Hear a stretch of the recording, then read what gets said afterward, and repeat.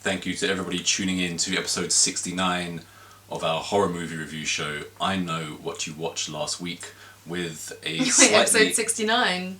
See what I've got to work with? Because I wasn't thinking that at all. And this is our newly decorated festive set. How festive does it look through the lens? What can we see? Tinsel and lights across here. Oh, I don't know, because you've got pretty broad shoulders, so you might be covering half of my hard work. But, yeah. I don't know why when you said festive, I felt like doing maracas. Is that festive? Festive, maybe for a summer festival. It's like a Baywatch festive. I don't associate maracas with Christmas. But we haven't watched any Christmas movies. We will be watching Christmas movies for next week. Ones that we haven't seen. Ones that have been released in the cinema. Not just on Jeff's streaming service. So this week... was almost... No, let's not say that yet. I'll talk about that. You go and let us know what we watched in order, hopefully. Or you've been forgetful again. No, for once, it's a festive miracle. I remember all of the films. We started the week with Clown in a Cornfield. Followed by... All Hallows Eve. Yeah, almost like original... spawn of... Terrifier. Yeah, Damien Leone. And finally we watched Six Wheels from Hell. Your favourite subgenre of horror. A trucker going after teens. Yeah, if you're... on a road trip. In the know, then you'll understand that was very much an untrue statement.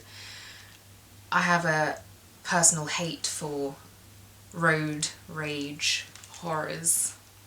How many have you seen?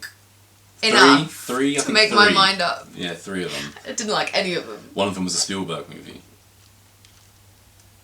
So, the reason that I shut you down like Quentin Tarantino about a minute ago, as you can tell, Clown in a Cornfield followed by All Hallows Eve.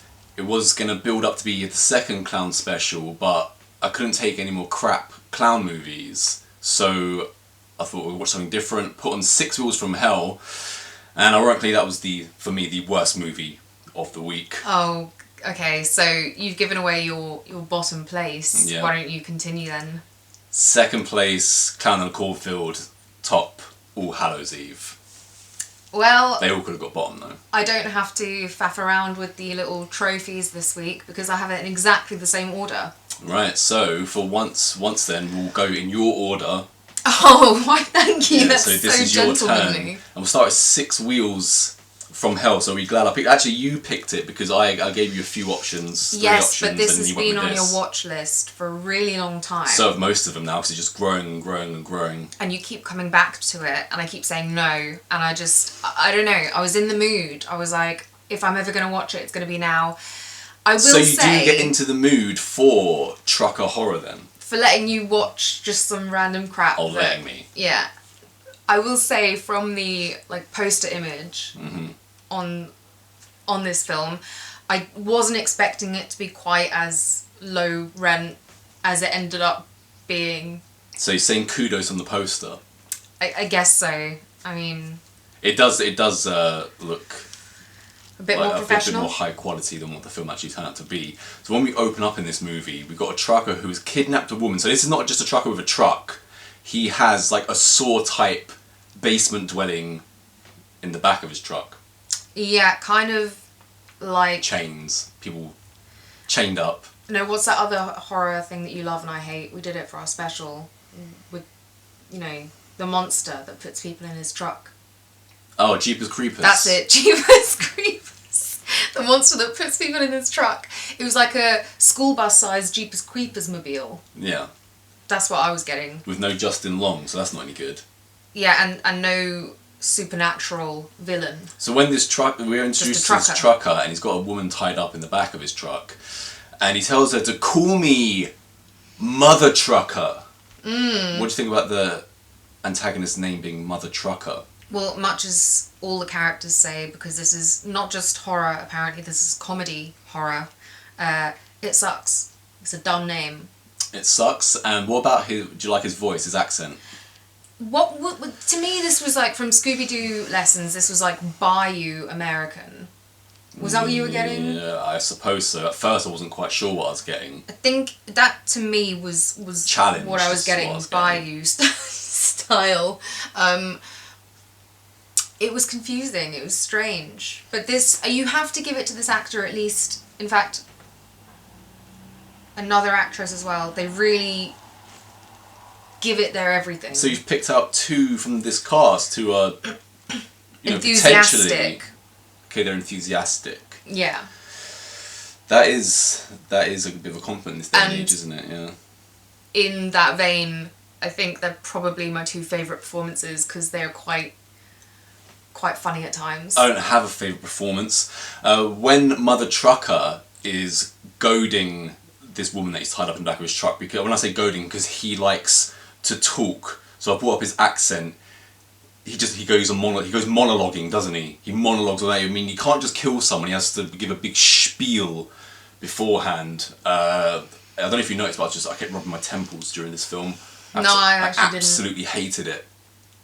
I could not stand it. After all that waiting, because it's not even funny enough to be enjoyable. What was really bad was, again, all the humour in this was just bottom of the barrel. I'll tell you what else was the bottom of the barrel. So shocking. I actually laughed twice though because it was so bad. I was like, what the hell are we watching? I've been laughing a lot. So I guess in a a way it worked. I've been laughing a lot recently, but I didn't laugh at this film. No, I know. I didn't laugh at this. So something else which is bottom of the barrel is when Mother Trucker is going on his first monologue with his first victim, still tied up in the back of his truck. He has the remains of previous victims hanging up from the ceiling of his truck. He's sort of introducing them. He's introducing them, and then he goes on to introduce Roger from Mississippi. Now, I could not stop looking at Roger from Mississippi, and I'm actually shocked that it made the movie. I'm also shocked. Just the head. I'm shocked that they kept it in there after seeing it, because Roger from Mississippi is supposed to be African American. It looks like a decapitated guy who was doing blackface. You must have noticed Roger. I noticed Roger. I thought it was blackface Roger. Just like paper mache. Well, it was... That's what I was getting more than... Roger was the star of the show for me. Like I said, I was magnetised to Roger from Mississippi. Do you know what this setting, where we are for most of the film, you've kind of introduced it a bit, with all the dead hanging corpses and heads. I'm still in shock from Roger from Mississippi. You processed Roger for a second. What I thought was really missing from this, because the film, I feel like they were trying to go for, the gore porn of Hostel, and the setting was supposed to be reminiscent of Texas Chainsaw Massacre. So what was missing? Well, I only mean because there's all dead bodies around, like Leatherface's lair and whatnot, but there didn't ever seem... It's not like Leatherface's kitchen, doesn't have a lair, does he? His kitchen, gross. Doesn't ever seem like there's any flies about, or like maggots, or even cockroach. Like, there was nothing to insinuate, apart from right towards the end when a couple of times they're like, oh, it smells really bad in here. So like, it would have been... You couldn't be able to breathe in that atmosphere. They haven't completely thought through their script and stuff like this then.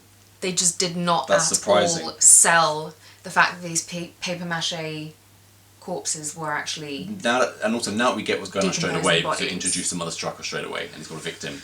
And we've been introduced to Roger, the guy who's doing blackface in Mississippi, who's now been decapitated for his bad behaviour. We're now introduced to the gang of the movie, our protagonists who are on their way to Vegas. And we got Ethan, we got Angel, I think the guy called Mason with the cap, and there's one other, someone called... Is Alexis the one that's already tied up, or is Alexis someone that's in the... I think Alexis is the girl in the front passenger seat.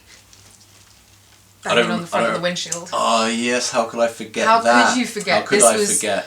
Awful. They're supposed to be on some long road trip from wherever they were from to Vegas to go to college, and when we first see them, it's one of those classic, they're listening to music and they're feeling it, but my god, this was so over the top, and I was like, there's no way they've been doing a whole road trip of feeling myself. You can go to college in Vegas. How would you get anything done? That's a completely different question, but I just thought they were going to Vegas, baby. No, they're all going to college together. I can't believe it. Well, good luck lucky. Passing out a lot. I should know. When the gang are driving, they stop off midway through their drive and they go into like a rundown diner type thing, and they're drinking milkshakes. But like I say, I don't know where they're from, don't know where they're coming from going to Vegas, because when they get into this diner, which is nothing to really shout about, they're like, man, milkshake is so good, I could live here. So they want to live in a diner.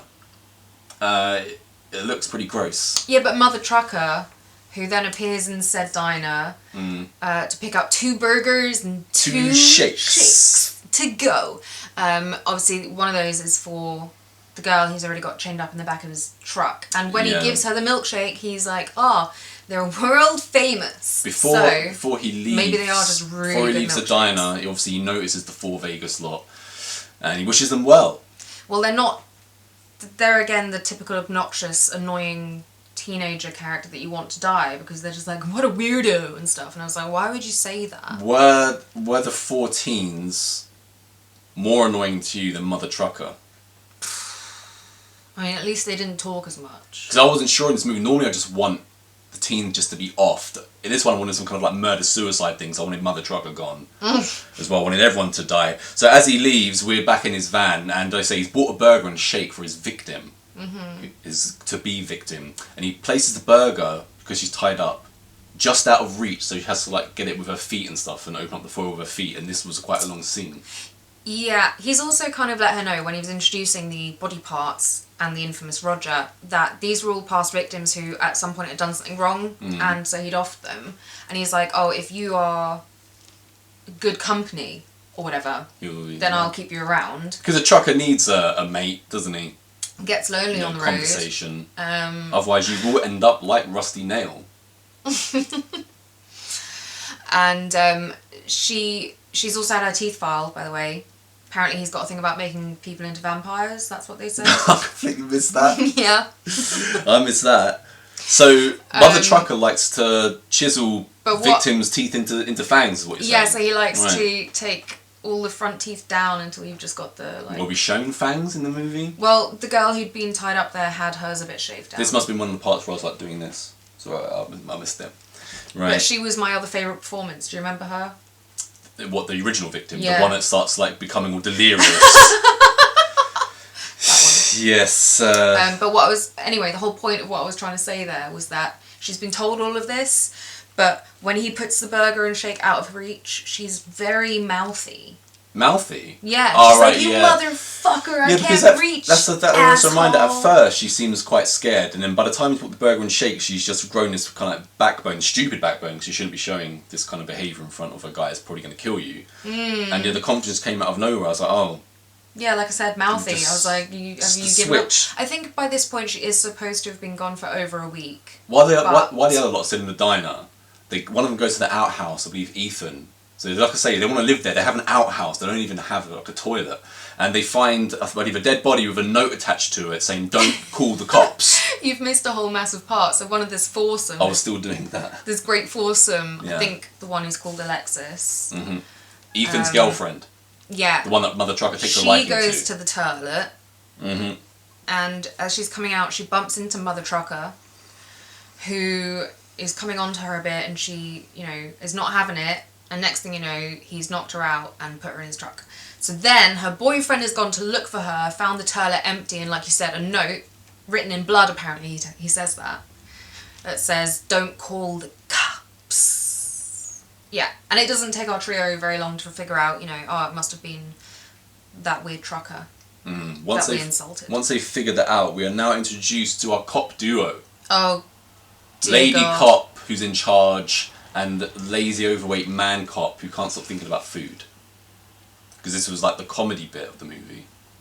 Oh, oh no. The first scene they have, or the ending of the first scene they have, ends with it was a gay joke. I think one of the other cops accuses man cop of being gay, and then it goes, womp, womp, womp. Like it actually, they've put that noise into the movie. They've put that womp, womp. Do you know the most offensive bit about that joke to me? That just was funny. The fact that I didn't even understand what the build-up thing was. Like, he was saying something about, they found something, you're gay, kind of thing. I don't know what, he was saying something that just didn't make any sense. And then it ended with, overweight cop to the chick being like, you know I'm not gay, right? Womp, womp, womp. That's got to be one of the worst attempts at humour we've ever seen. Classic stuff. Stellar stuff there. Because we've already had the violence and the horror. Now we're getting the comedy. As I said, stellar. So after that, there's another girl now, so locked up with the captive. So you're saying the girlfriend, Alexis, is now locked up with the sarcastic girl. Yeah. And by the way, if we remember that I believe Alexis was kidnapped, I think she escapes halfway through, and then she's running away. Mother Trucker picks up a rock in the desert, and he throws a rock at distance, and obviously it hits her on the head. Yes. What can I say? It was terrible. What can you say? But was that another piece of the comedy so jigsaw? Realistic, clearly. And because it is comedy, because once he's like, well, damn, I knocked her out. Don't even need my shovel no more. Oh yeah, that's it. He wanted to use his shovel. Yeah, because he monologues no matter what. Even when he's not killing someone, he's monologuing. He's performing all the time, basically. Yeah, the others now, they come across the truck at night time. They decide to break into it. Ethan finds his girlfriend Alexis and the original captive there, and he's like kind of like reassuring them. Yeah, but he can't free them because he hasn't got the key to the padlock. Again, I was like, I'm pretty sure you could find something in that back area that could have just, smashed the locks open or something. When Ethan is reassuring Alexis and the other captive, the body parts are still hanging up, and Roger from Mississippi is well in shot. Ethan is a black character, and I was just thinking to myself, the actor who plays Ethan, when he got onto set, was he like, oh yeah, I can tell that's supposed to represent my people, or was, because he needs the job, was he like, would he not want to mention that this just looks like some geezer in blackface that you've decapitated and hung up here? I feel like this. I feel like Roger should have been mentioned, because I feel like he wasn't giving it quite full commitment as a performance. So Ethan, maybe he was. Well, Ethan, I feel like he just got him to the side of the road. I didn't actually mind what he was doing, but I could tell he was like way more just like, hey, I'm here, I'm gonna do the job, but I'm not gonna milk it like original victim and Mother Trucker. He was demotivated by the sight of Roger. Exactly, maybe he came on set all like ready to go, and then he saw that and he's like, oh, this is the level we're working with. After he starts reassuring them, we go back to the two cops, and comedy moment. They're on the trail of the trucker now. These murders, because as they're driving down the desert high road, they just keep stopping off now and again, like to different parts of the desert and stopping and standing around. They put up outside a building, and she's like, "This is what you booked," and he's like, "Yeah, I thought 1 star meant it was the best, right?" Because he's booked a 1-star hotel. The lady cop's not happy about it, and the joke is that he thinks that 1 star is the best. There was no womp womp at the end of that. But... No, thank God. 1 womp womp is too many womp womps in any kind of movie. And we also get the start here while they're in that hotel, I believe, of him constantly getting food and her consistently turning it down. Yeah, because that starts to run for a while, doesn't it? That's I was like, this doesn't make sense, because after a while you're like, right, she skipped dinner, then she skipped breakfast, now she's skipping dinner again, so this chick does not eat. She's hot on the trail, there's no time to eat. No time to eat. Yeah, as Michael Douglas would say, lunch is for wimps, and breakfast is for wimps, and dinner's for wimps for this cop. Now we're in the back of the truck again, and so all of the 4 are now tied up, and... Well, yeah, because you missed a big point here. Well, okay, if it's a big point. When Ethan is in the back, and like I said, he can't find the keys to free them, so he finds like a barbed wire bat, and he settles down thinking, right, when the guy stops and comes round, I'll bat him in the face, grab the keys and free them. But apparently, none of them have noticed in this entire time the seriously obvious CCTV camera mounted on the wall. So Mother Trucker spots Ethan on his live stream in the front and goes round with his gun. Do you remember? Kind of, yeah. Are we now all 4 of them all tied up? So I guess the whole gang are tied Clearly, the plan was foiled, and now all of them are in there. Yeah. And they're tied up. They're shackled. right? So their hands aren't free, and they're all talking to each other. And at this point, I think Ethan's also taken a little bit of a beating to his legs. It was a gunshot to the leg. Right, a gunshot. Okay. He did get battered a bit though, right? Because I distinctly remember Ethan being like, Yeah, for some reason, Mother Trucker. I mean, actually, not for some reason. He's clearly got to be a racist because he instantly singles Ethan out as like, "You're the first one that's gonna die, and then you, and then you." Remember? And he's always going on about he hates Ethan for some reason. He like bats him in the arm and stuff. Yeah, everyone's taking it, but where Ethan's in worse for wear form, Mason is like trying to reassure him. As I say, they're shackled. Their hands are shackled. Their hands are not free. So Mason says to Ethan, "He may have taken our hands, but we still got our feet." And then Ethan's like, "Speak for yourself, bro," because like say he's been shot. He's been shot in the legs. Yeah. Good dialogue. Great dialogue. Yeah. He took our hands, but we still got our feet. Then Mother Trucker wants everyone's name. He's like, "Name." Name all the time. Then I've written, this is the point where I've written, do I side with the trucker or the gang, which I've already discussed. And one of no conclusion. one of the captives, either Mason or Ethan, I believe, says to Mother Trucker, "Were you abused as a child?" And the Mother Trucker has a bit of a flashback, whereas Dad's like telling him to stay out of the fridge. So then we come back to Mother Trucker and he starts hitting, I believe, Ethan in the back, saying, "Stay out of the fridge! Stay out of the fridge!" Yeah. Yeah, I just thought I'd bring that up. And then that was like a sub-story that went absolutely nowhere. I think they mention it twice more or so in that same scene. There were other flashbacks, weren't there? When they're like, "Oh, it's not your fault," and they're all trying to use this like thing to turn him good again. A backstory. But then it goes to nowhere. So yeah, he did have a somewhat unfortunate childhood. Stay at the but fridge. It doesn't matter. Then he force feeds Ethan oil. He burns the girl's tattoos with a hot stick. And there's a bit of electrocution going on. So we get all that. Now the cops are investigating, I say, all up the desert road still. And this is the beginning of we know they're investigating stuff because they're doing the kneeling stance. Every time they stop off now, they'll begin to kneel up and down. So Ethan, and he managed to break free from his shackles with ease. He's got bad legs, but he's been tied up and he's literally like... Yeah. I was like, why did you do that earlier? Do that before? I know. I did see you react at this point actually, and I felt the same. I was like, what the hell? Like, why have they all been sat there for like one of them for weeks, and he's just like, I think I'll get out of it now. we watched some really bad movies last week, like Seance Games and Metaxi and stuff, but it was awful but had charm. This movie had no charm. It was just awful. But anyway, so we've got the worse for wear Ethan, who's been battered and he's been shot through the leg. He gets an axe, and I think he gets out of the truck, goes to get the keys, so we're like, oh, they're going to be saved. I wasn't like that. Well, okay, no. But they are like, oh my god, we're going to be saved. And then Mother Trucker gets him from underneath the truck, and that's the end. But no, it's a drawn out death. Once again, before Ethan gets axed in the face, it's just Mother Trucker just talking. There's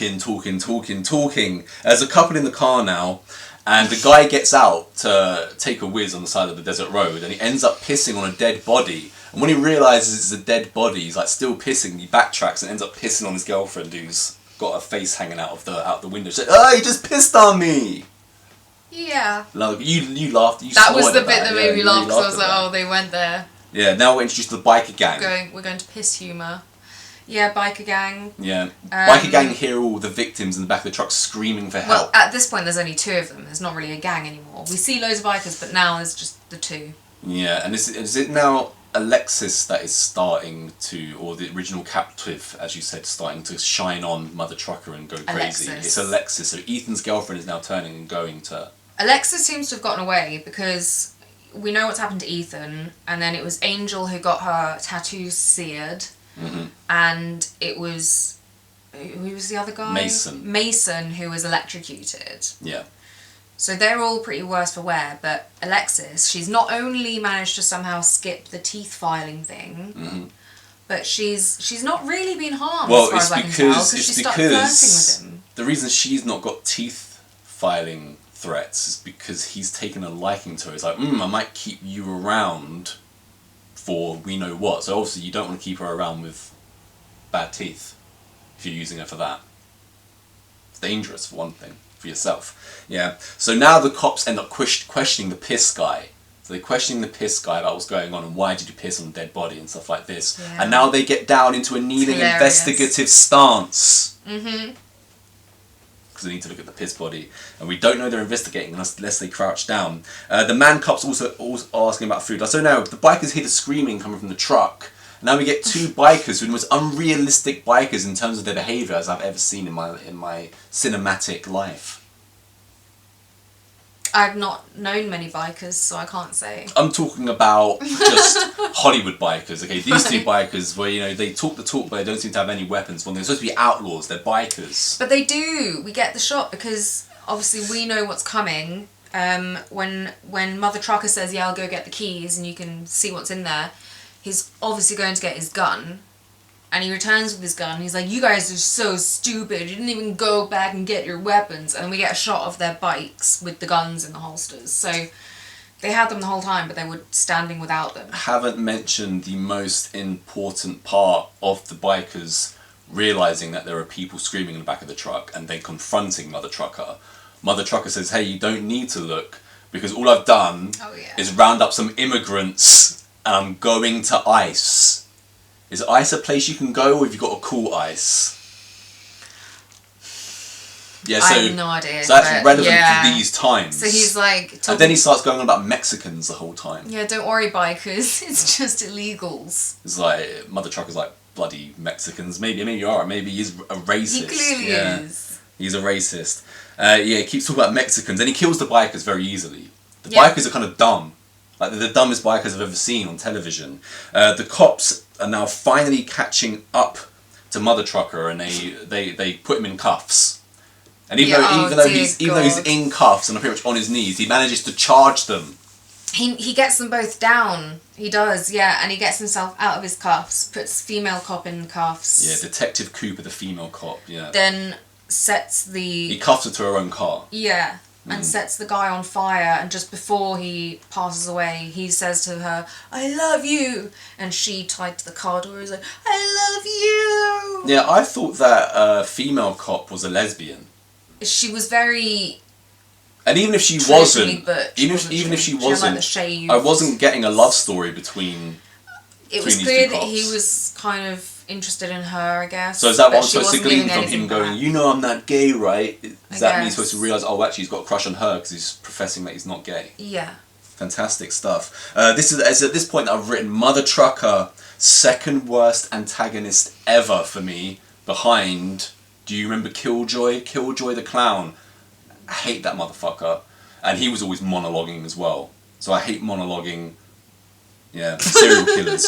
And so I've written constant monologuing. You've just gone over this. Mel Cop's last words are, I love you, to Detective Cooper. He then starts like crying, almost like she's in love with him as well. I was getting like, well, she says I love you to him back. I thought she was just, I didn't catch at the that, moment of his passing, they finally admit their feelings for one another. It's touching. You've also said that the male cop, he gets set on fire. Now I commend them for what I saw was not CGI fire. I thought it was real fire, but they should have used more fire because the guy could have just gone and put this fire out, which apparently burnt him to death. No, my favourite thing was the fact that they shot. They need more. They need more fire. They shot all of him from in front, and they're doing all this, pouring gas, and then literally at the moment when they're like. They didn't even do like light a match and then change shot. It was just like all of a sudden we've got a completely different shot from behind where they clearly hired a stunt guy for a couple of seconds, lit him on fire, and he just kind of topples forward. It was so jarring. Every time you mention petrol or gas in this show, you always go, yes? And I don't think anyone's going to get what the reference is. It's pretty niche. Now the trucker, he's like really happy about him. You know, he's managed to off the cop and tie the other one to handcuff the other one to her own car. So he like sets up a bit like a campfire back around his truck in the desert, and he has all of his all his captors with him, and he's telling about what a great day he's had getting rid of these cops and stuff. And then he tells Alexis that one of either Mason or Angel must be killed for him to trust her. Because she's like, oh, I want to be your friend, I want to sit up front in the truck with you, kind of stuff also, like that. by this point, we've only got those three left, because Original Girl just conks out at some point before this. Right. Yeah, so she's gone, which I didn't really see coming, because she didn't seem that sick, to be honest. But anyway, yeah, what you're talking about, he says to her, oh, you know, I think this could be something, but choose one of the two, take this knife, and yeah. Meanwhile, a man in a suit comes across Detective Cooper tied to her, you know, handcuffed to her own car, and he frees her. Now, back at camp, the girls are bonding, it seems, until Alexis starts. You know, Alexis ends up killing Mason. Yeah. She chooses Mason to kill, and Angel's not happy about that, but then quickly Alexis and Angel start to bond, and Angel kind of like puts her head on Alexis' lap, and then she ends up being strangled by Alexis with a chain, and the cops show up. So you think that she's the killer now, it seems. Well, clearly Alexis has actually just completely throughout this experience. Do you think it was the death of Ethan that just drove her insane? I don't care. The trucker, now that the cops are there, the trucker's just like lying down out in the desert, drinking a beer with his cap over his face, somewhat looking up at the stars. And the two cops are standing there pointing a gun at him, asking him questions. I mean, he's already got you when you've had him in handcuffs and charged you. Now you're just letting him sit there free. I would have, you know, shot him in the leg or something first, making sure that he can't get away. But instead, they start to monologue, and he gets away again. He gets away. Now Alexis is in the truck useless. with him, and what they do is they run down the last remaining cop, the girl one, and Angel, and then we get like a Bonnie and Clyde type montage of these two characters, Mother Trucker and Alexis, just going on a killing spree. Bonnie and Clyde style, yeah? Yeah. And there's this song playing, it just keeps going, down motherfucker, down motherfucker, down motherfucker. Good stuff. Yes. It looked like it was shot in someone's garage. Yeah, it absolutely was. Someone's shed in their garden. But I also enjoyed, as much as the fire death, the truck death, that you just mentioned, when the two get run down, because we get a shot of two of them running in front of the truck, and the next shot we get is just them lying on the floor. Did you like that? This movie sucked. This movie has sullied the good name of trucker horror. You know, it's par for the cause. What do you think of Joyride now? Steve Zahn, Lily Zobayeski. Steve Zahn's never been more annoying in a movie. This is like Steve Zahn's greatest performance in a movie is Joyride. It's really annoying. And you know, what about Ted Levine? The one and only Ted Levine as Rusty Nail. You got Ted Levine or freaking Mother Trucker. Yeah, I feel like you've enjoyed Six Wheels from Hell more than Joyride. No. But I am enjoying how much you hated it. Because total crap. So let's get on to the second pick then, which is also total crap, right? A big piece of shit, and it's even more of a piece of shit because there are a couple of good bits where they could have just done something slightly differently, and I just wouldn't have been like, oh, the movie's okay. But no, total crap. We saw Clown in a Cornfield first. Once it finished, I said to myself, once again, there was no way that this isn't coming bottom of the pile. But I'm surprised by that, because I didn't feel like it was as bad as most of the stuff that we watched. Right, well, listen to this thing. Clown in a Cornfield. It opens in 1991, though nothing suggests really that it's 1991. And a chick takes off from a party in a barn into a cornfield. She's followed by a dude who's been drinking. She like takes off her top, shows him her bra, and is like, come and get me. As she's running through the cornfield, some weird noises the guy's noticing, and as he catches up to the girl, she's already been off, and she's like, run away. And then quickly, the guy is impaled. Mm-hmm. That's kind of the beginning of 1991. A hay spike thingy. Yeah. Now we're in modern day, present day, and we've got Dr. Dad and his daughter Quinn. Yeah, Quinn's dad is a doctor. We've got Dr. Dad, and they're moving into a new old house. So this is their new house, but it's an old house, a bit run down because there's dead animals in the chimney. So they have to get the dead animals removed from the chimney before they can move in. Found a raccoon in their chimney. And of course, the house looks out onto said cornfield. And of course, we have another thing where the teenage child is less than happy Quinn. About the situation. Yeah, but this is just a thing that always happens, isn't it? Yeah. Teens in American movies, why are they always a bunch of wankers? I used to find it exciting when we moved house. I wasn't sat in the car like, hit my life. That's because you were moving from like, plush house to plush house. Ooh, where am I going to live now, Daddy? So it's the first day of school for Quinn. It's Quinn's first day of school, but before she leaves the house, there's a knock on her door. She opens it, and there's this rather large fella there, large teen, Rust, his name is. With an awful haircut. I hated it. We thought he was challenged at first. I thought he was supposed to be slow, yeah. Yeah. But I don't think that's what they were going for. He's shown up to walk Quinn to school, and she's kind of asking him, what is there to do around this town? It's called Something Falls. Let's just call it Great Falls, right? That's kind of called Great Falls. And Russ tells her that the only good things to do around here are really hunting and fishing, right? So it doesn't sound as much to you unless you're into, the outdoors. And Russ, when they get to school, he warns Quinn of the weird people at this school. He warns he about means weird arseholes. people. Yeah, arseholes at this school. Once they get into class, Quinn's in class, they got this teacher, and we get the first moments of comedy, I believe. Comedy at the teacher's expense. When he rolls down on the blackboard and there's a picture of his head superimposed on like a stripper's body and I thought that was just supposed to be like within the movie comedy, not comedy for the audience. I'm pretty sure it's both. Right. Because otherwise, why have comedy moments for people in the cast if it's not going to make the people watching it laugh? Yeah, that's right. So once Quinn kind of like, she talks back to teacher. So she gets detention, and then a guy called Cole speaks up for her, so he gets detention. So detention's bad, that's not good, so we come down from the highs of seeing the teacher in a thong. So now that's not enough, so he ends up handing out what he thinks is a test, but somehow it's his dating profile. How does he manage to hand out his own dating profile in school? Now everyone's got detention.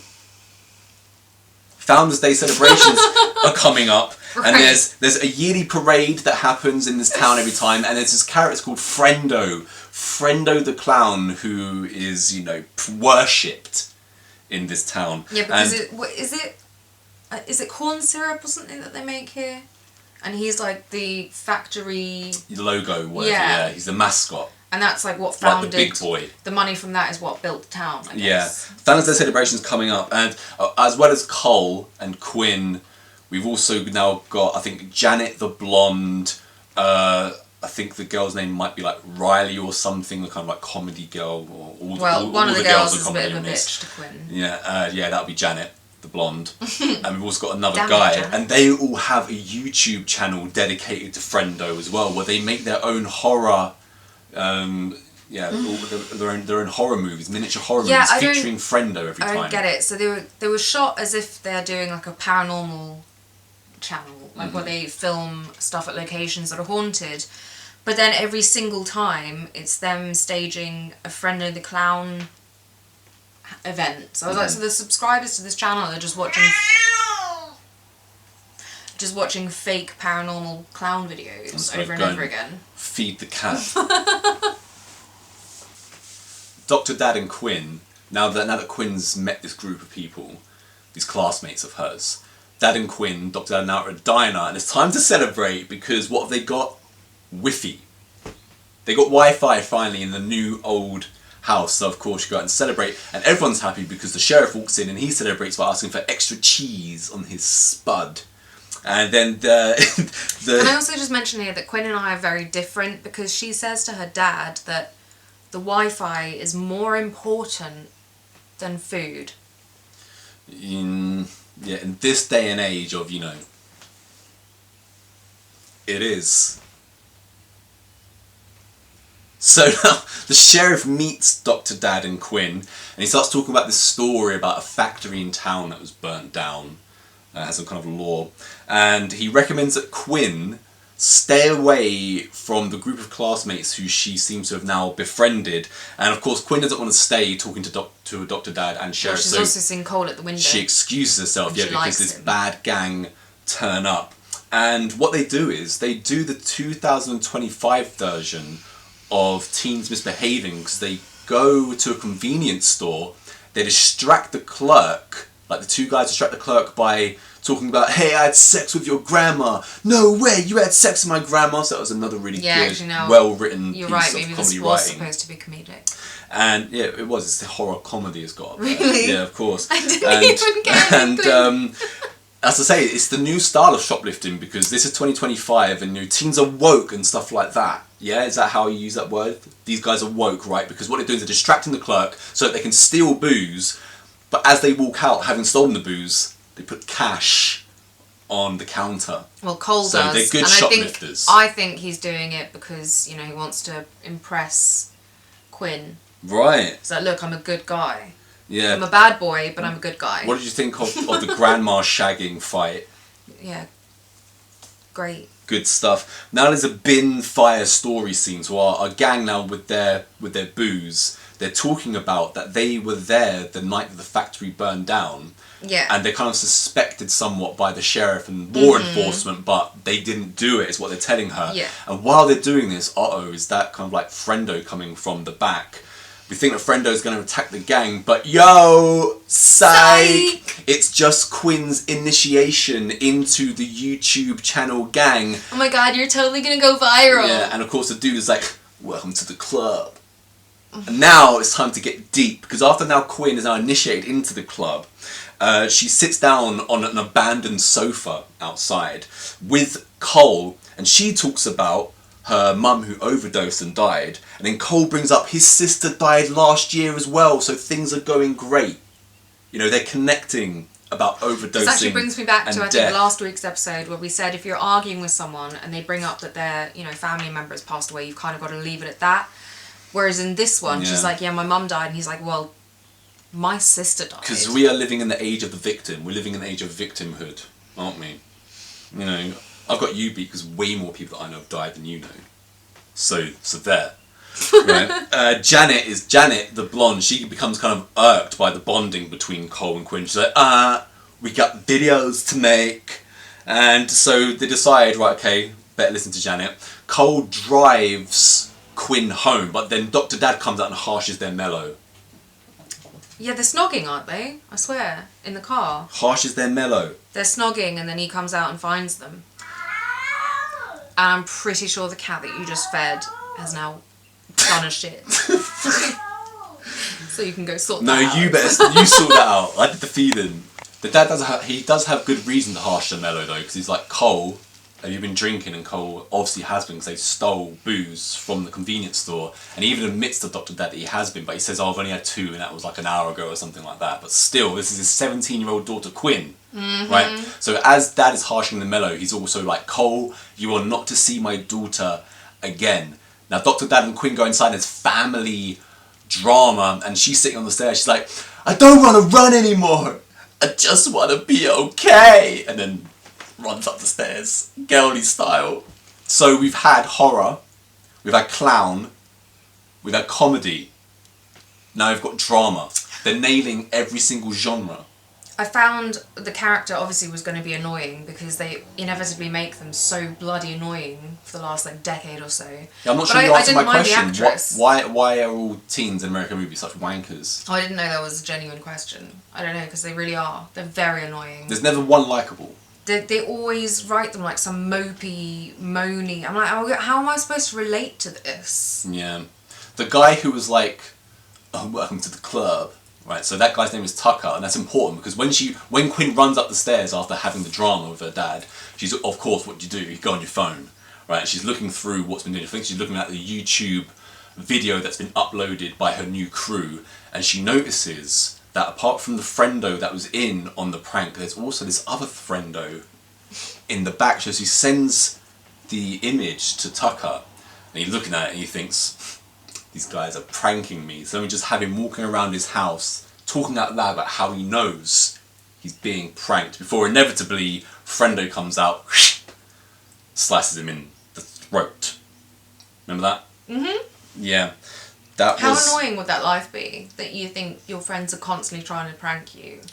Well, I just like walking around for 5 minutes talking about how you're being pranked, just so that we got it. We got that he thinks he's being pranked.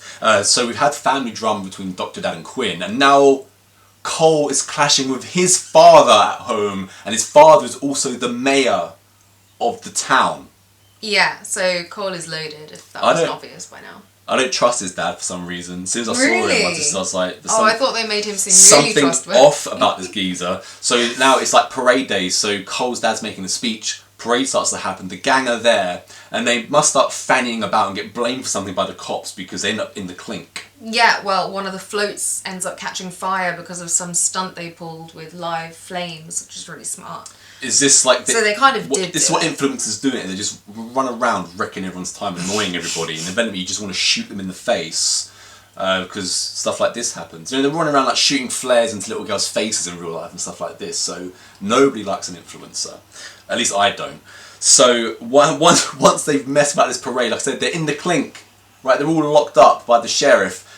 They're all just chit-chatting, and there's this old geezer in the cell with him, and he turns over and he's like, "You don't fuck with Friendo." Yeah, don't fuck with Friendo. Why not?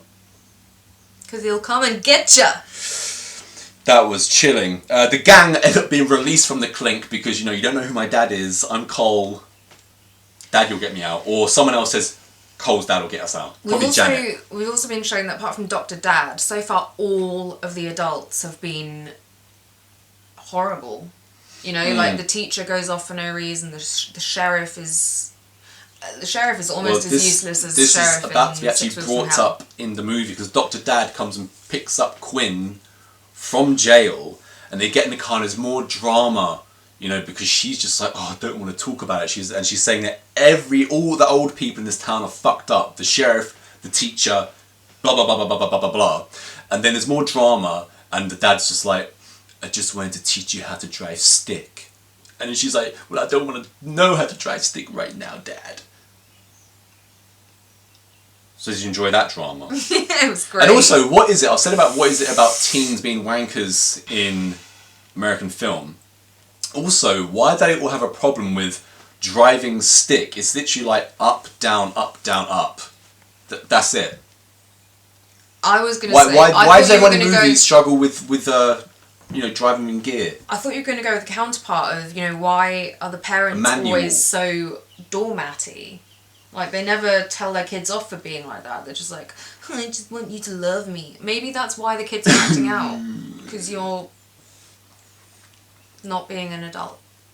You're saying that I was about to say that in a very different way. Dr. Dad is taking an extreme liberal approach to raising his daughter. There's if your kid is constantly moaning at you and stuff and you're just like, "I'm doing my best." Like... One of the guys is in the gang, his name is Matt, and he's a buff dude, right? He likes to go to the gym. So now we see him in the gym, and he's doing reps, and as he's about to die on his last rep, Friendo comes out, and he's got like a chainsaw thing. Mm-hmm. The saw, and he just decapitates Matt. That's the end of Matt. Did we care about Matt? No. Now he's gone. And again, he thought he was being pranked by his mates. Yeah, and before he does die, I think other people got this as well, but it's the first time I probably noticed that he's got a jack-in-the-box.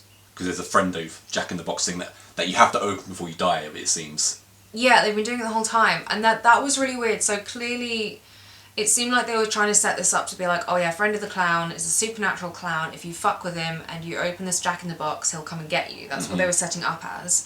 And at one point, Cole gives his beau of the moment...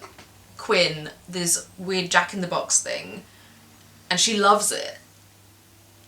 Yeah. I was like, who would actually want this as a gift from the guy they fancy? I guess the first time a 17-year-old girl gets attention from a guy she likes, she's just gonna, on the first few days, she's gonna be happy with any gift. I don't feel like this is the first time she's had attention though, because she seems very confident when she's dry humping him later.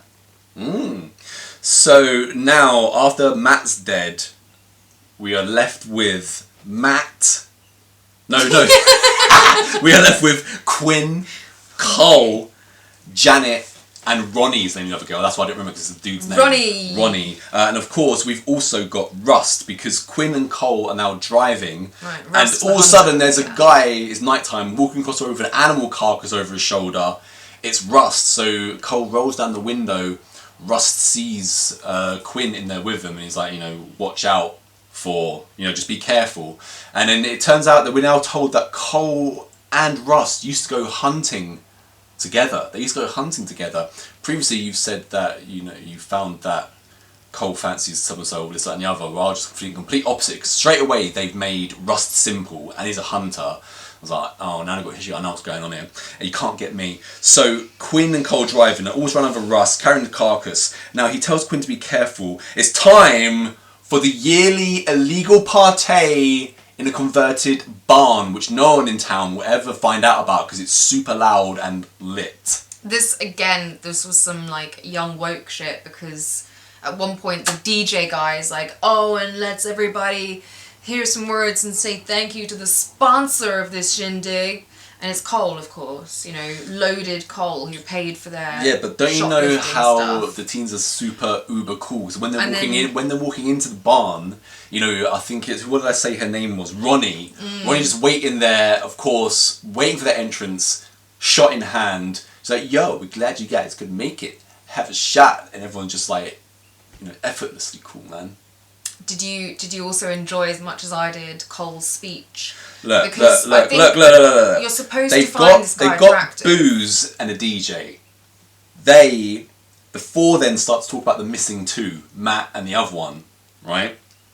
They say it's weird that they're gone. Now you can get into Cole, gets coerced up to making his speech. Oh no! Oh, I didn't realise it mattered. I It don't does even matter. know what the speech is matters about, but he goes up because- there basically like, yes, I am the greatest, I did pay for this, now everybody have lots of fun. That's what I And remember. he talks about the future of this town and how We are the future. we don't care about tradition and what all the Develop my adults face. think, because these are youngsters and they're like, damn you, adult authority, we're not going to take it. So then, of course, what do? You have a High School Musical Cole Quinn dance number. Why wouldn't you? That makes sense to me. I didn't. I got to say, kudos. I wasn't expecting that. I didn't see that coming. I did not see that coming.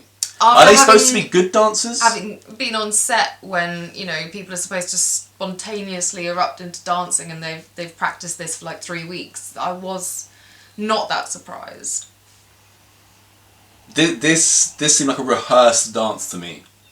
Yeah. No one nowadays, we're not in Grease era anymore. Nobody would just dance like that. But what the hell was this scene? Because now you've gone straight High School. I've never seen High School Musical, but I assume that this is very much so what High School Musical is like. Everyone's just gathering around. Oh my God, look at them dance! And the dancing is there's no hip thrusting, none of that good stuff. Figure of 8. Yeah, it didn't last that long. I don't really care. This is why I hate this film. It was dumb, and then... How can you not care about the dance number scene? This film should be laughed out of the cinema. And then I think Quinn takes him off to some little shed area or something and starts to, as I said, dry hump. It's much like Halloween 4 or 5. There are people now getting off in a barn minus the glorious tits that we get in Halloween. Because, it's 2025. This was supposed to be comedic as well, because he kept saying oh, let's slow down, and then she's like, oh, slow, like this, and stuff. She seems like a bit of a freak. Well, you were like, oh, the first time she gets attention. This is what I was saying. She didn't seem like this was her first time when she was riding him. Yeah, maybe it was all those hormones. Albeit with clothes on. And then, after the speech and the dance, how can you control yourself? Yeah, and like I say, he doesn't really want to get down after this. He's like, okay, you're dry humping me, but hey, let's slow it down. Let's go and get a beer. Go get a beer. Now she's upset. She's upset. That is a bit embarrassing. As she runs out of the barn, she runs into Janet, and Janet's like, Cole rejects all the girls. And I was thinking, why does he reject all the girls? And why has there been this simple guy walking around who hunts, who's got a previous history, it seems, with Cole, which you don't know about yet? I don't know, but it's going to be revealed. He can also just chest and of course a dead deer to himself and walk around with it. I've got part of a reason as to why Quinn might be going so raunchy. It's because she's getting down to girl boss music as well while this is going on. I'm a boss bitch, I'm a boss bitch, stuff like that. Do you like girl boss music? Because there's conversation in the film between Dr. Dad and Quinn about what's better, music from the 80s or music from 2025. That's the same thing as saying what's better, movies from the 80s or movies from 2025.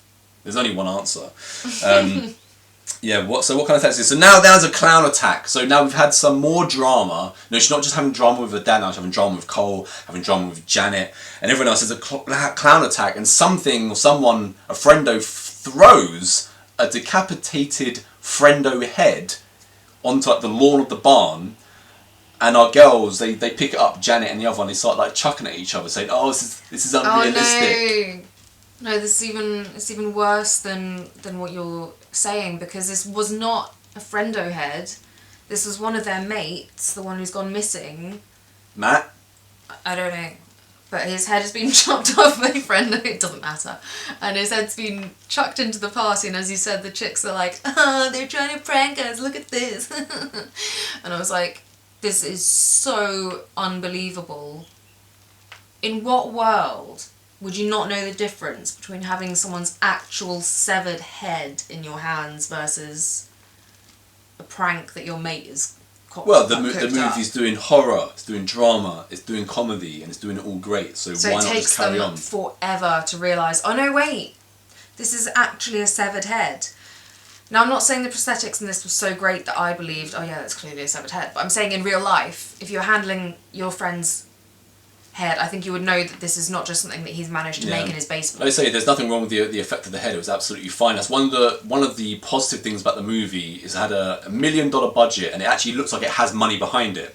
And the reason I bring it up is because we watch quite a lot of movies that say they have $1 million budget, and you're like, where the hell? It's all like Paranormal Island. That's got $1 million budget. Yeah, and the Charlie one, that had $1 million budget. The reason I was going to say I didn't mind this one too much was because at least I found like the shots and the lighting and everything was completely inoffensive. Yeah, professional. And so, yeah, actually that is quite surprising. I thought it would have cost more than $1 million. I think just everything about it isn't particularly good, but at least it looks expensive. Once they've thrown the head to each other and they realise that it's a real head, Frendo reveals himself in the cornfield.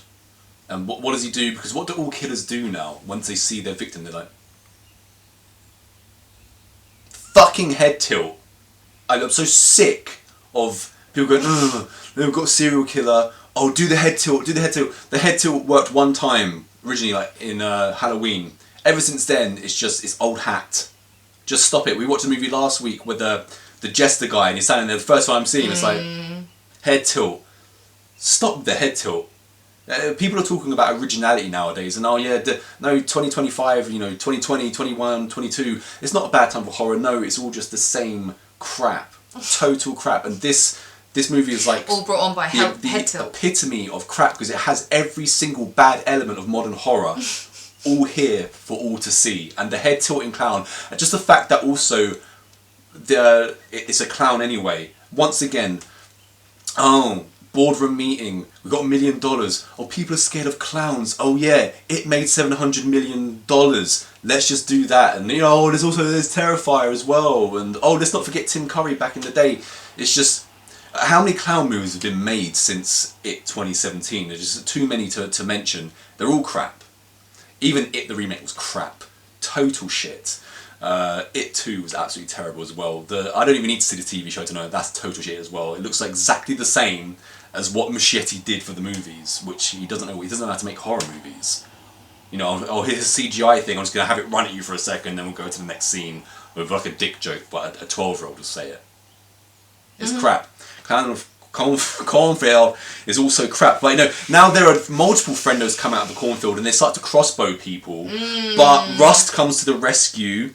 And he informs our lot that all the tyres on the cars have been slashed, so they can't just, get out of here anytime quickly. Friendly posse out of the field. Cole now comes to the rescue, and our lot hole up in a shed. Well, they've also shot one of Frendo's hands off. Yeah, they hole up in a shed after the shooting. They also decimate some Friendos. Which leads to another side story. Yes, which will come up. Hole up in the shed. It's now revealed that Cole and Rust were lovers. What? I didn't see that coming. And then once that's revealed, like the camera is where I am, and it's looking at 3 girls sitting down, and it's like going through the legs of Rust and Cole standing there. And once it's revealed that they've had a previous relationship, all the girls go, oh, because this is meta. This is meta horror. Like we'll get it. Okay. I hate meta horror. There's something that's been overdone even more than like fucking paranormal activity movies, found footage movies. It's now meta movies. Like the meta screen sucks. Meta everything sucks. Happy Death Day to You. Horror barely exists anymore. This isn't even a horror film. It is like Happy Death Day to You, which is also not a horror film. People now just use the word horror to sell their film. This film is really making you go on a lot of It's hate because tangents. it's had, like I said, it has every single element of what is crap about today's horror movies. So now that they've been revealed as gay, one Friendo anyway, abducts Dr. Dad, and he takes him to the room where Friendo with his hand shot off is, and he demands that Dr. Dad tend to him. Yeah. Yeah. So at this point, maybe you're starting to think, wait, are these guys supernatural? Maybe not. I wasn't getting a supernatural vibe from it whatsoever. Well, you said you also barely even noticed the Jack in the Box thing, which I thought was made really obvious. What do you mean I barely noticed the Jack in the Box? I brought it up. Never mind, it doesn't matter. I thought they were definitely painting it to be supernatural. The teens, meanwhile, they have to make it through the field, right through the cornfield. They do quite easy. When they come at the other side, they bump into the sheriff. And they try to tell the sheriff about the bad friendos, but he's not having any of it, so he arrests Cole, puts him back in his car, drives him off and leaves. The other girl's just there, and he's like, oh, why is he taking Cole and not the other ones? Could it be anything to do with his dad being the mayor? I don't know. And he runs his town, so he must run the sheriff. But it could be that, not sure. So he's left the girls. The girls now have to go back into the cornfield. Once they go into the cornfield, they're chased by Friendo with a chainsaw. Right. Now at this point, there's nothing wrong with anything, right? We've got the camera tracking, following Friendo running through the cornfield with zzz, and he catches up to Ronnie, impales her in the stomach with his chainsaw, Right. lifts her up, zzz, lasts about 3 seconds. I'm like, that's pretty good. Then they instantly cheapen it with a shit joke and take away anything that was good for those 3 seconds. They just and there are now 2 girls left, and once they see Ronnie get Does that chainsawed, not seem supernatural as well? The fact that you can, no, Would you be able to do that to me? it's a movie. It happens all the time. I mean, can Michael Myers slash someone in the back and just lift them up Yeah, but with they're one always hand? massive. I didn't get the idea that Friendo was small. I got the idea that he sucked. I mean, also, like, what thought went into Friendo? Oh, let's just have a clown with big shoes, like the go-to clown. They didn't give any thought to Friendo the clown, did they? Boring. No, they didn't give any thought to the movie. Oh, let's make another clown movie. Because people are idiots. Who wants this film? Let's carry Who wants this? on so we can finish. Right? So now there are 2 girls left now after Ronnie's at it with a chainsaw, and they get to a door, and of course they've got to make a doorbell joke because you're standing outside a door. Make a doorbell joke, and they go into this room, and it has like all these news clippings of Friendo, the history of Friendo, and now there's a rotary phone, so they make a rotary phone joke because they can't dial. They don't know how to dial out on a rotary phone. That was hilarious. As I say now, there's now a Jack in the Box in their room, so we know that they're about to have it. They run into another room, and Janet the blonde is another good bitch. She's pitchforked and lifted up in the air. Right. But as she's put on the floor, like someone comes to the rescue, like Quinn, let's say, whatever. And then Janet, who's been pitchforked, she's like, I hate you, Quinn! Like that. And she's like, I hate you too! And then she dies. Make a joke if it's funny. Yeah, because these Quinn has people to aren't take funny. The pitchfork These out people aren't of her. funny. They don't know what's funny. They don't know what's scary. They don't know what's original. Total shit. This film was absolutely abysmal. Okay, what were you saying? No, I was just saying that Quinn has to get the pitchfork out of her in order to get the clown that's coming for her now. So they can't own anything Pisses half her decent off. that they do, with the chainsaw killing and the pitchforking killings. It's just like, oh, no, we don't take ourselves seriously whatsoever because we know our film is shit. So therefore, all of it must be shit. So let's just cheapen all of it. Well, I guess if you're going They on don't even know the good tangents, bits they're I'll doing. go on a little tangent because apparently, horror is making quite big waves at the moment. Like horror is a popular genre at the moment. And I think that this kind of shows what it is. It's horror for not horror fans. Exactly. Because it's not really horror. It's just, it's that spectacle thing and then a joke here, a joke there, and it's family friendly almost. It's, yeah. It is, yeah, you hit it on the head there. It's family friendly, and bringing up Andy Muschietti It remake, that is a family friendly movie. There's nothing frightening about that film. It's a child's movie. Well, yeah, it's scary to kids. It's but with enough comedy that the adults are like, oh, they'll be fine. It's just horrible, and It movie should not be that lame. Right. Also, no more head tilting. Is it? It just proves that all these people making films, all of them that are putting their head to it in, they're just devoid of any original idea. Completely devoid. So let's wrap this one up. Back at Dr. Dad, who has been, held at gunpoint or whatever, knife point to work surgery on his other friendo. He then manages to distract the other friendo and he stabs him in the neck. So, of course, he's on his way to save the kids. Right. And now, meanwhile, Quinn has got into a car after surviving friendo's attack on her friends. And as she gets in the car, of course, she can't drive it because, if only I'd let my dad teach me how to drive stick. Hilarious. Mm-hmm. So never turn down your dad's offer to drive stick because then, I won't have to put up with those shit jokes then. It's a thing of the past. She's now abducted by friendos. She's abducted by a bunch of friendos. She's taken to an undisclosed location where the adults in town reveal themselves as the friendos. I can't remember if the sheriff was there, the teacher was there, the mayor was there, Cole's dad. No, one of them, the woman, she was like the waitress or something at the diner. The store clerk is also there. Who'd given her a really dirty look. She was awful. She was so over the top bitchy waitress. In a not good way. Yeah. Right. She, to me, when they'd all revealed themselves and the scene was terrible. The dialogue was awful. All throughout the film. But then she in particular, I kept I don't want to run I thought you were about to sneeze. I just want to be okay.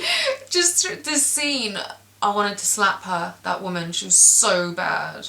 I would have slapped a lot of people. Yeah, I know you did. Yeah, so now, if it hasn't been enough speech, monologuing in the previous movie that we discussed, we now get Cole's dad making a long-ass speech about the history of this town and tradition and stuff like this. And the kids are like, we don't care about the tradition, we don't care about what you care about because you're adults and you're about 20 years older than us, so No, but again, he was basically saying that, they get Friendo out when there's a bad generation that needs to be cleansed. And he's like, you guys are a bad generation. There's not really any real reason as to why, but again, this is such a cliche of the moment. They paid for shoplifting. What is this obsession with generations? I never grew up being like, gen this and gen that. Boomers! I don't even know what the previous generations are called. I still to this day don't actually know what my generation is. All I know is I see things all over the place, like all Gen Xers are like this and all Gen Zers do that, and it's like, this is so lame. So lame. So this film does that thing. It's like, the older generation are saying, you guys are, a blight to society. We're going to eradicate you. But then Cole comes back and he's like, no, we're the future. And you guys are blah, blah, blah, blah. Oh my god, just stop with this stupid generation thing. You're all idiots. 40-year-old men can't be the future. They've had it. It's so boring to me. Yeah, once Cole's he's hanging like he's being ready to be hung during all of this. He's about to be hung and Quinn's about to be shot in the face, but Dr. Dad drives through in his car, drives through the barn. Now it's Dr. Dad versus Cole's dad. There's a bit of a fight and kind of Quinn makes jokes, so there's more jokes. And Rust comes and he shoots Cole down. Then they make out. So now they're rekindling their lost romance. I'm so glad.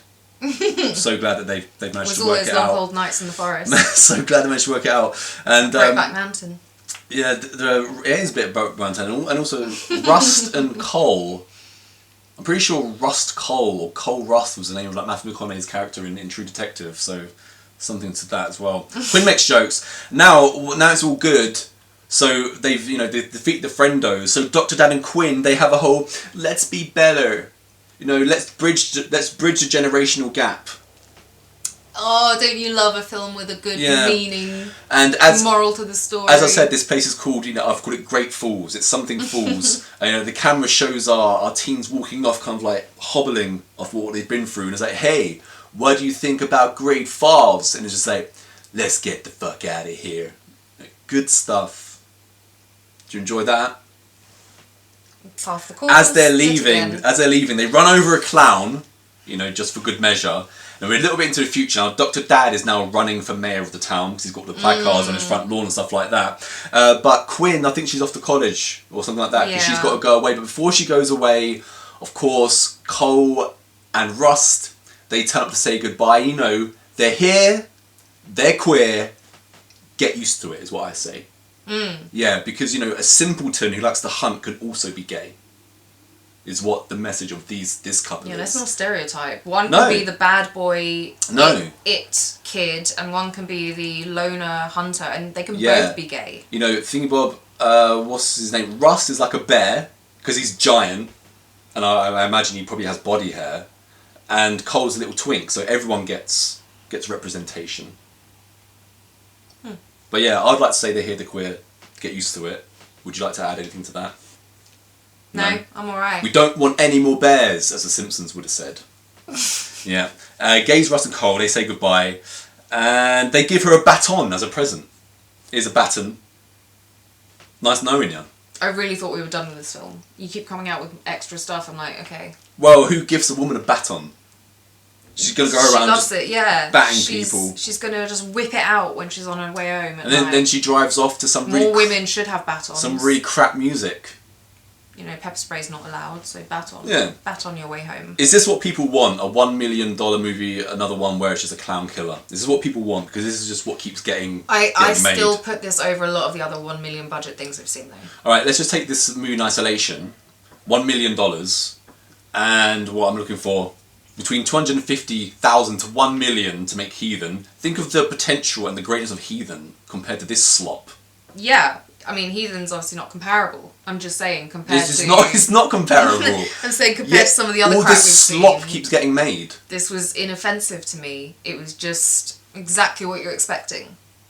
Yeah, obviously I wasn't offended either. This movie was, like I said, I can't believe that it didn't make it to the bottom pile, but thanks to Six Walls to Hell. Yeah, Clown In A Cornfield, I wouldn't be surprised if there was a sequel to this, because it cost 1, made like 13, and it's from the producer of this movie and that movie, like who cares that your movie was successful. Being a producer of a movie doesn't guarantee any quality of anything. And I'm pretty sure the movies they produce anyway are probably shite as well. Plus most people are sellouts, especially nowadays. People are sellouts. But anyway... Somehow to number 1, Damien Leone's All Hallows Eve, which is a mishmash of stuff that he shot at the time, which was new, merged with stuff that he shot previously as shorts. Yeah, I think that kind of explains why the plot to this is a bit nonsensical, because we have those... Plot? Well, yeah, we have those 2 shorts, I think, that he'd already filmed, and he's like, how can I tie them into one longer feature? And this is what he's done. I was duped by the poster as well. I just thought that this was going to be, the pre-Terrifier. I didn't know that it just wasn't all about Art the Clown. Oh, I did. I feel like I've seen this before. It seemed really familiar whilst we were watching it. Maybe because Art the Clown's in it. No, it wasn't that. Unless you've, got some secret life I don't know about, I don't see where you would have seen this film. Well, anyway, I knew that it was like more of a short stories anthology thing. When we met you, and actually, Art the Clown was in it more Eve. than I was expecting. Yeah, at the beginning, there's a boy and a girl, boy Timmy and his sister, and they're being babysat by a woman called Sarah, and they've just been trick-or-treating, and Timmy's got a stash on the floor, and as he empties his stash of sweets on the floor, a VHS tape falls out. I was like, how'd that get in there? So of course the kids, they want to watch this VHS tape. Sarah's against it, doesn't know what's on there, but she says, oh, okay, I'll take it to a vote, and Timmy puts his hand up, and then the girl betrays Sarah, it's like, I want to watch it as well. And that's how it all begins. And they put the video in. That's how Johnny brings it all up. And who's the first person we see in the video is Art the Clown. He goes, boop. Is this in the train station? Yeah, it's Halloween. First thing, there's a girl leading a boy around on a leash. Okay, yeah. Yeah, in a bus stop. Yeah, and okay. Art the Clown is annoying. annoying. First thing you would say, the main girl is sat waiting in the waiting room, and then this Art the girl and guy pop out the bathroom. Starts to annoy a girl who's waiting at the bus stop with his freak flowers. Freak her out, not just annoy her. Stuff like that. She's kind of enjoying it after he pulls out the flowers. No, she's definitely not. Girls love a clown that gives them flowers. She's definitely not. She's really creeped out, and she's just trying to be as sort of inoffensive to him as possible, but wishes he would go away. I thought she liked it. Well, She didn't like it why at women first. don't feel safe. When he put the flowers, An idiot. she thought, oh, he's being nice here. But then the flower has a cockroach in it. She's like, oh, he's not being nice again. So then he injects her. Yeah, this was strange though, because did you notice that when she gets off the bench to run away from him and the cockroach, she runs around him so that he can grab her and, as you said, inject her. But we see in the shot that she was running somewhere, whereas if she'd gotten up and gone straight ahead of her, that's where the exit actually was. Well, let's not think about too much about that. I feel like that was That pretty big exit. oversight as a filmmaker. You've got a massive exit sign and she's running away from that. That's pretty standard for horror movies, though, isn't it? Right up the stairs, out the Pretty front dumb. door. That was all covered in Scream back in '96. So there are. She's been, like I say, she's been injected, and she takes one last look at Art, and his eyes light up like Pennywise. So that's original. Still got a clown. Let's give my clown deadlights as well. She's chained now underground, and there are 2 other girls there. It's grimy. I liked it grimy. Thought it was picked a really good setting for this.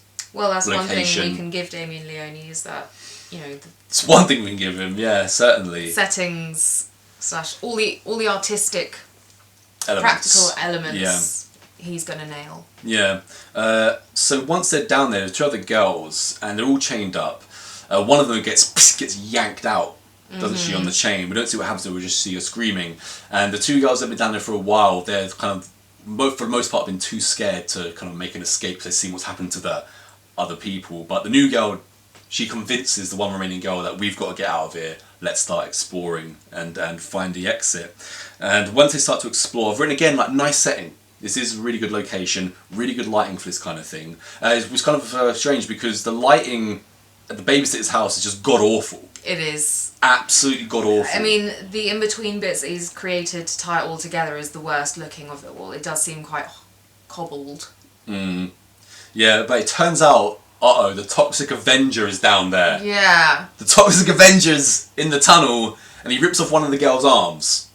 Also, whilst he's like going to town ripping one of these girls apart, and our main girl, she's got like a massive rock that she's trying to open her chains with, and I was like, surely at this point, when he's turned away from you, on his knees, like fully invested in offing someone else, this is when you take that massive rock and you smash his head in, because you're not getting your chains open. Yeah.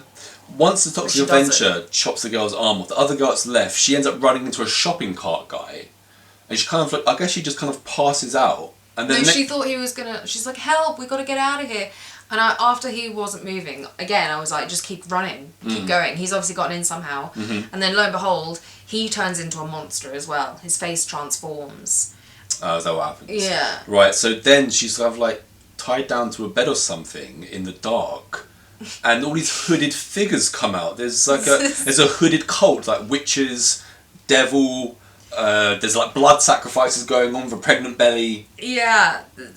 Okay, it's a short, but it jumps so weirdly, doesn't it? You've got like 3 separate stories. You've got the clown in the thing, then you've got the the Toxic Avenger, yeah. And now, as you said, we've got the devil impregnating the woman. So yeah, they take a pregnant woman's blood, the devil drinks it, and then we see him sort of disrobe in front of the main girl, licking his lips constantly. He's like, yeah, because it's gonna be some love making going on. That's the end of the story then, though, isn't it? See, yeah, but before we move on, so let's say we've had this Art in the bus stop. Yeah. Then his eyes light up after he injects the girl. Then we see them underground, and I was assuming that it was Art that had them chained up there. Yeah, right? and then it was the Avenger. And yeah, so then we run into Toxic Avenger, and then we're into this cult. As I mentioned at the beginning of this, I didn't know that this wasn't just a fully art-focused film. So at this point, I was like, "This is really weird.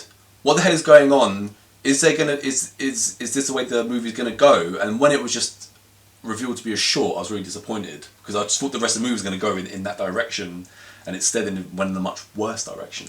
Well, I had a problem with this one in terms of, so again, we've mentioned what Damien Leone is really good at, and again, like Art the Clown, and I thought all the monsters in this were really interesting, some more successful than others, but they were all really interesting. But what again failed, what was it? Interview with a Vampire. You know, I moaned so much about the technical aspects of it and how they... Interview with a Vampire? The one with Tom Cruise, Christian Slater and Brad Pitt? Late Night with the Devil. Right.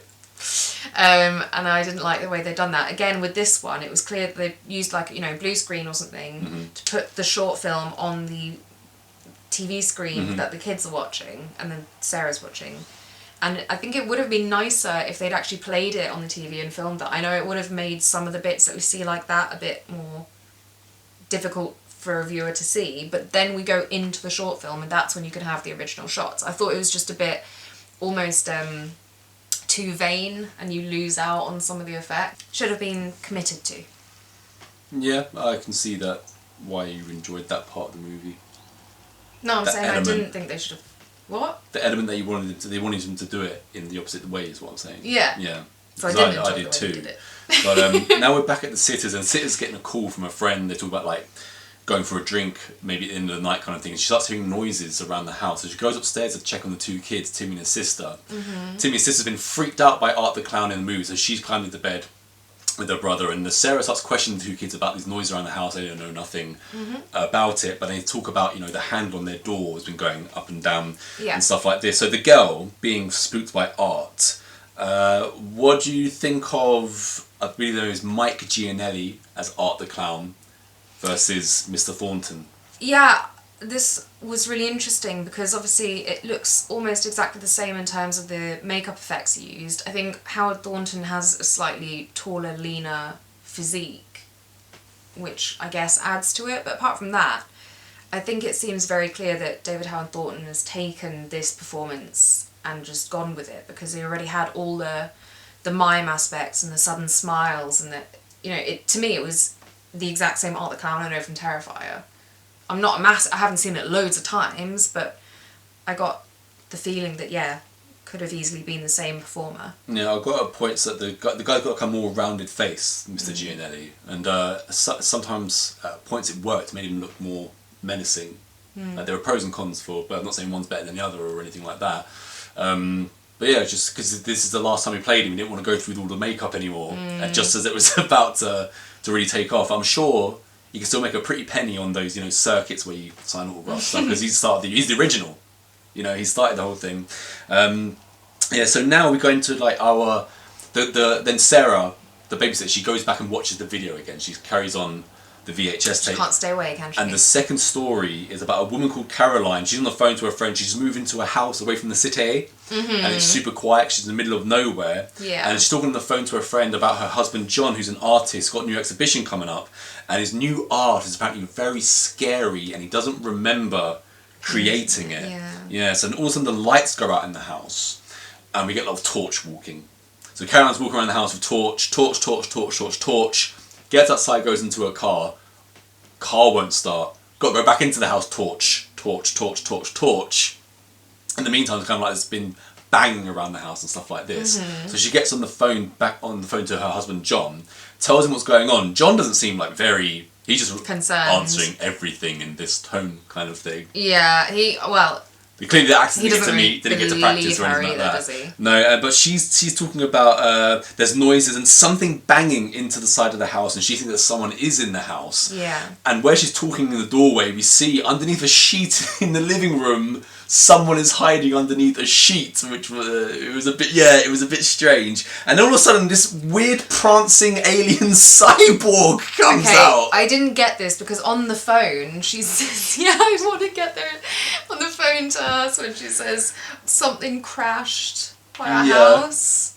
It's supposed to be a flying saucer again. She's out in the middle of nowhere. Yeah. In the sticks, you know. And as you say, we get these aliens. Now, what I love was like they'd done prosthetics to make the heads look all like weird and lumpy and fleshy and coloured, and then they'd got like masks on them. Oh, like Jason when he did. But then they obviously hadn't done anything to the bodies and just kind of put them in those like Blue Man suit things, and then the actors were just. Yeah, he was floofing around. It was hilarious. I'm sure we've seen an actor in some sitcom or something, you know, do some kind of impression that looks just like this. No, it was the definite floop. Oh, that was hilarious. The rat, the bat, the tiger, the monkey. So every time Because there's multiple aliens. It's not even... And every time we see them walking around, it's just... It's not even just when the alien gets to confront someone. When he gets up close to someone, that's when he starts really busting out the moves. But it's also when he's walking around the house, he just turns into a doorway that... It was comical. Hilarious. It was hilarious. And I don't know, was it the actor's idea? Was it Damien Leone's idea? Whose idea was it to have there were multiple ones. the alien walking around like this? Consensus. They all did it. It was piss poor. It was absolutely terrible. This short, because this is just a separate short movie essentially, which has been thrown in to make this film. I wouldn't know like who has put the money behind that short and gone, actually, yeah, it's got potential. Here's more money. Go and do more. And also, don't get rid of this short. Pop it in there. This was bad. Well, I saw when I was looking up this film that the budget was $500,000. That's what I saw as well. Which is about $470,000 more apparently than what Terrifier cost. I was going to say, that it makes can't be no right. sense. I don't think that... I just can't see it being true. I can't see it being true. So the aliens just chase them around the house for a while, and then it ends up chasing her into the art room where this painting has been covered the whole time. It ends up the painting cover comes down and it's just a painting of Art the Clown, which is a scary painting, but what's it got to do with anything? And this alien cyborg was not good. Not good at all. So you wonder how this guy's on to make like over 100 million at the box office. Yeah. Now we're back at the sitters. She's questioning the kids' noises again. Yeah, she's like seen some stuff. Yeah. But it doesn't seem to put her off. She pours a wine, goes back and sits in front of the video, and now the final story is a girl, she's driving in a car, and where she end up? A gas station. Yeah, there's a gas station attendant there, and Art is being thrown out for pissing and shitting all over the gas station, which is a scene in Terrifier when he comes up the diner and he's crapped all up the wall and stuff, which is disgusting. And so disgusting. The attendant is throwing Art the Clown out for doosing everywhere. Why didn't he call the cops? I know he says, I can't be bothered, and blah, blah, blah. I was like... Yeah. The attendant is now filling up for the girl, filling up her car, and he's also giving her directions of where she needs to go to, but also noise, so of course the attendant has to go and find out what's going on. He walks away, doesn't come back for a minute or so the girl walks in there and finds him being decapitated by Art the Clown, and from there she's being pursued. Yeah, and of course... we know Art is supernatural. So even though she's in her car and you would think, well, you know, if you're in a car and he's on foot, surely she'll get away. But he just keeps appearing. We have no idea why he's supernatural. He just is, isn't he? He just is. Yeah. And while she's driving away with a new, full tank of gas, Art somehow is at the side of the road with a sign saying he wants to go to the circus. And Art ends up, he just tries to get into the car because she comes to a stop for a minute. She manages to get away, and as she drives off, she comes across a static car and decides to stop for it after she's just been attacked by a clown at the side of the road. I don't know why. She's like, oh my god, help me. But I don't know why she thinks that someone in a broken down car is going to be able to help her get away from a supernatural entity that's chasing her. And in the broken down car, we've got, again from the movie Terrifier, we've got no hands, no face person who has been driving this car. Yeah. He's seen better times. Now when she gets back into the car, she's driving for a bit. Art's in her back seat. And he tries to suffocate her with like cling film. A plastic bag. Yeah, Art's in the back seat trying a suffocation attempt. But she managed to get away. She runs through an empty construction, and Art ends up just like coming out of the ground. And it's at that point when he starts to come out of the ground, I was like, oh, there is something to an unstoppable clown. She hides. Just coming after people. Yeah, she hides, and cool. Art can't get in because she's barred the door. But then, as you say, when she's kind of resting, I suppose, he starts burrowing his way out from the ground. Yeah, the inexplainable, unstoppable clown in number 3 I quite enjoyed. That is a terrifying... It was a terrifying image almost, him coming out of the ground. There's no escape. It was that smile that he had in his face. She can't drive away, she can't barricade herself, like there's just no... He will get you. Yeah. She manages to escape for a little bit again, but once Art catches up with her, he's got a chain. Yeah. He starts beating her with this heavy chain, like she's split the skin on her face and stuff like this. But then I got a bit of a G-Fresh in the Martha house from Orgasmo. Because in the movie Orgasmo, when G-Fresh is told to sign over the papers to his sushi karaoke bar restaurant, he gets beaten by baseball bats. And all of a sudden he's like... And that's why I got the reaction from the girl. Where she gave the G-fresh reaction of being beaten to death almost by this chain, and she was like, yeah. Also, when you see the chain, Art's she's got been like battered. all these different paraphernalia hanging off it, like syringes and surgical knives and stuff. And as you say, he's been battering her, and she's got one little cut. Yeah, that was bizarre, especially considering Damien Leone, like the whole thing of this is his special effects. So why didn't he go ham on that?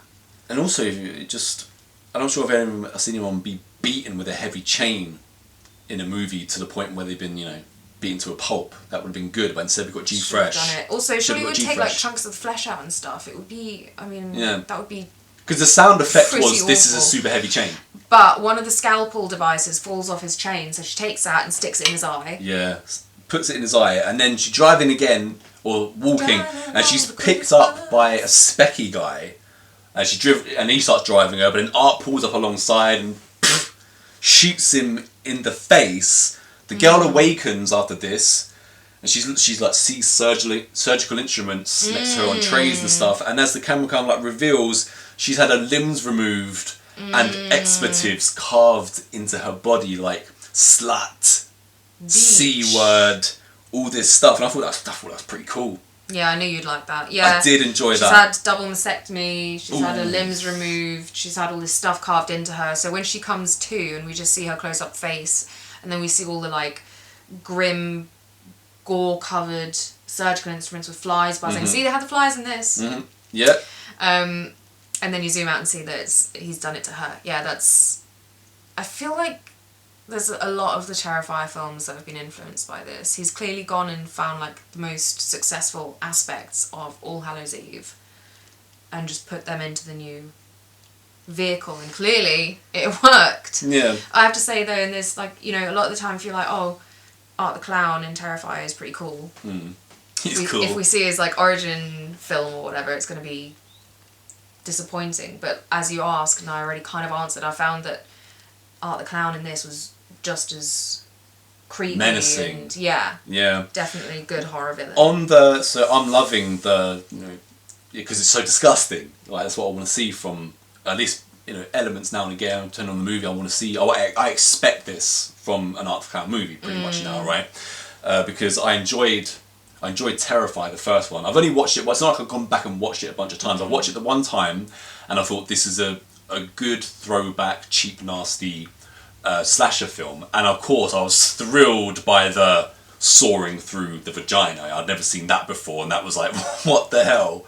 So I always got the same thing with this. Now, with the Terrify thing, with the girl now, her limbs taken away, this was the first instance of Mr. Leone being accused of being a misogynist and stuff. I was like, no, this is just a horror movie about a psychotic clown, right? And we know what we're getting into with it. The fact that he's been accused of this is a misogynistic scene, right? Well, Depicted as being misogynistic, and the same thing happened to him with Terrifier, right? And then he kind of like he answered that and almost apologized, right? And then said, "Oh no, I'm a feminist, and I'm gonna write this character to do this." I feel like no, in real life, if you're not misogynist, right? You're just making art, or just making a movie. Well, don't be irked by it. Just be like, F you and carry on. Because the world is misogynistic, okay? Movies aren't misogynistic. So in my opinion, I think it's a shame to, in a especially a horror movie kind of thing, to accuse a filmmaker of something based on what he's shown in the film. Unless it's something he's done in his personal life, which is a completely different thing. But this is supposed to be a horror film, and part of horror is shock. And just like you said, those two things, they're so shocking, and that's why they get a reaction. But even if you feel, I don't see why you'd blame a filmmaker based on something like that. And if you keep doing that, then we won't get any filmmakers who are willing to experiment, because all they'll get is people accusing them of stuff. Because at least this, forget the alien bit, but at least it was a real horror film. Whereas what I'm saying, people complaining about this supposedly being misogynistic, you end up then with Clown In A Cornfield and Happy Death Day and all that other trash that uses the word horror but is really just some lame, and I'll put it in inverted commas, comedy, right? You get nothing serious, you get nothing at face value, you get nothing worth seeing. People want to see it because you only have to look at the money that Terrifier 3 did, number 2 somewhat previously to that, and then all the big studios come knocking and say to them, oh, why didn't you release Terrifier 3 with us? But as soon as he listened to him, like, oh no, we don't want to do it that way though. Why even? That people already want to come and see it. You're shooting yourself in the foot.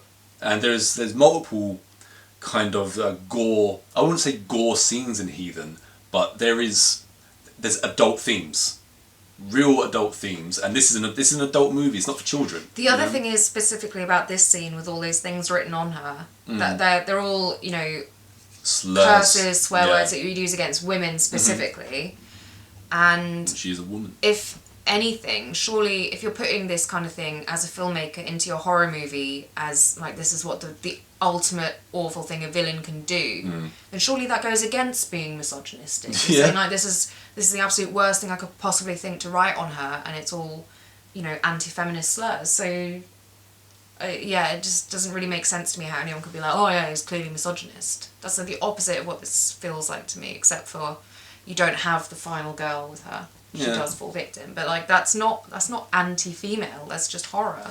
No, the whole discussion around the whole thing is just so now polluted that it's not even worth really going into, is it? Somewhat. There's no point in arguing with idiots. But for me, that was the best part of the movie. So am I a misogynist? Yes. Because I enjoyed it. You enjoyed that part, right? You're a misogynist. Yeah, I thought it was good. Yeah, I thought it was good. Like I said, I thought this movie. It's gruesome. It's horrible. Yeah. That's what you expect, isn't it? Absolutely. So he kind of struck gold, didn't he, with Art the Clown? Because even though he's not in the entire movie, it's like they went back and thought, oh, that's the character that we can make something out of, and they managed to do it. And clearly, again, because I said that, when you asked me about the performances, and I said the performance is very mime-based, very similar, very instant, like from smiling, and that's what sells it. Like, Damien Leone's art and design is great. It's so iconic that they've managed to sell all these things based on it. But if it wasn't for that performance, if it was like, yeah, it wouldn't be anywhere near what Art the Clown is now. Yeah, at least it's his own thing, isn't he? So yeah, that was born in this film. So he's definitely Art the Clown already. Yeah, but not even at the end of the film yet, because we go back to the sitters now after the end of Caroline, and she's getting like a frantic call. The TV is fuzzing, and when the video is still playing, also the art is at the back of the scene playing in the television. He starts walking closer and closer to the front of the television. This was 100% it. Yeah, definitely. I enjoyed it. When we see Pennywise at the fair and it turns from the book. It turns into reality. That's what this was. So we get Art like appearing from behind a post, coming closer, just like Tim Curry does. And then next thing you know, he's like tapping on the glass of the TV like he wants to come out. And the lady, Sarah's looking into the television. There's a mirror behind her, and she can see Art the Clown in the mirror. But when she looks back, he's not there. And she ends up going to the stairs, and she sees Art at the top, covered in blood, laughing and pointing into the room. Sarah goes up to see what's happened, and he's decapitated the kids. Little Timmy and his sister have had their heads chopped off. So Damien Leone is clearly anti-children as well. Anti-children. Anti-women and anti-children, but pro-clowns. Yeah, I enjoyed that. I loved that. He's just like gone for it. And off the two kids too. Yeah. Why not? This film had so many flaws. It had balls at least. But had some balls. It definitely went there, which you have to appreciate. It's the antithesis of Clown in a Cornfield, really, isn't it? It's the complete opposite. Absolutely, yeah. It's for true horror fans, not a family-friendly affair. True horror fans, not... Again, doesn't mean it's for everybody, because whereas, nothing is, really. Certainly Terror is not my favourite thing done. Mostly because number 2, I thought, might be better than number 1, and we'll go further in, but there's nothing to it for me. But yeah, this wasn't bad, and if you've got no budget, and, there was a lot to admire, I'd say, about certain aspects of the movie. I enjoyed the first short the most. I know it's all coddled together as one piece now, as in someone watching a VHS tape. But yeah, in terms of the segments, I like the weirdness of it. Yeah. Yeah. Yeah. No, it was good. I enjoyed that. It jumped around a lot, but. Before I put on 6 Wheels from Hell, on streaming there was also All Hallows Eve 2. Yeah. But it didn't seem to have anything to do with Art the Clown or Damien Leone, as far as I could tell. So I don't know if they just tried to... If someone tried to franchise it and just went completely wrong. Because I saw there was... So you didn't look into it? There was a Ouija board scene that I saw happening. And I thought, maybe I will watch that. But for some reason I changed my mind at the last second because there's no clown in it. Oh, yeah, that's alright, because there's no clown in it. And it was after I found out there was no clown apparently in All Hallows. I could be wrong, but as far as I could tell, there's no clown in All Hallows Eve 2. So I was like, oh, I better look for another clown movie. But when I couldn't find, I was like, forget clown movies. We're going trucker. I'm going trucker, which was a bad mistake. Yeah. So that rounds off this week, and clearly, You know, there are people clearly there are good people out there who like Clown in a Cornfield quite a lot, I reckon. Yeah. I mean, I would even say if you're under the right substance and in the right mood, maybe you'd even enjoy Six Wheels from Hell. I don't know. You certainly did.